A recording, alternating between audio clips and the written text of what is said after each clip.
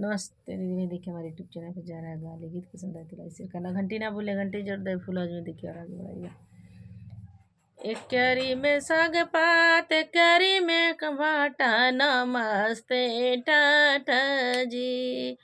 एक क्यारी में साग पात हो, एक क्यारी में घाटा, नमस्ते टाटा जी। भटवा तोड़न गली समधी के दीदी, भटवा तोड़न गली समधी के दीदी, उनके पैरों में चुभी गईल कांटा, नमस्ते टाटा जी। के पैरों में चुभी गईल कांटा, नमस्ते टाटा जी।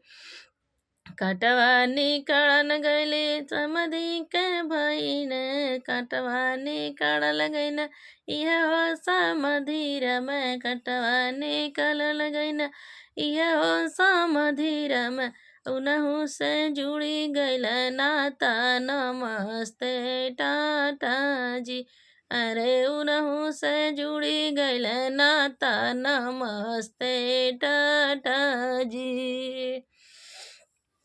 अठवा के लागल नौआ तू भात, अठवा के सतवा के उतारल, अठवा के चढ़ल, सतवा के उतारल, अठवा के चढ़ल, नौआ लागत हो होरिला जनमल, नमस्ते टाटा जी।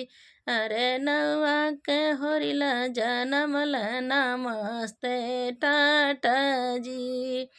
मुहवा रुमाली देके रोवा समधीर में, मुहवा रुमाली देके रोवा समधीर में, अब के बनिहा लइका के बाप, नमस्ते टाटा जी। मुहवा रुमाली देखे हंसे हमारे भैया, मुहवा रुमाली देखे हंसे हमारे भैया, अब हम बनबो लइका के बाप, नमस्ते टाटा जी।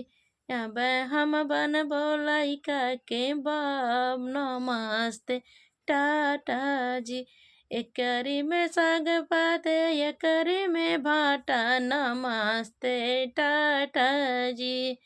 एक क्यारी में साग पात, एक क्यारी में भाटा, नमस्ते टाटा जी। अब अगुआ के बहिनी के गोड़वा में चुभी गईल कांटा, नमस्ते टाटा जी। कटवा निकाड़न चलला अगुआर में, अब बहिनी से जुड़ गईल नाता, नमस्ते टाटा जी। सतवा के उतरल, अठवा के चढ़ल, अब नौआ के लागल होरिला जनमल, नमस्ते टाटा जी।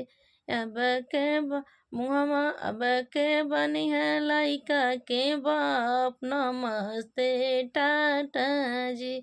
मुहवा रुमाली देके रोला अगुआर में, के बनिह लइका के बाप, नमस्ते टाटा जी। अब मुहवा रुमाली देके हंसेला हमारे भैया, मुहवा रुमाल देके हंसेला हमारे भैया, हम अपन लइका के बाप, नमस्ते टाटा जी।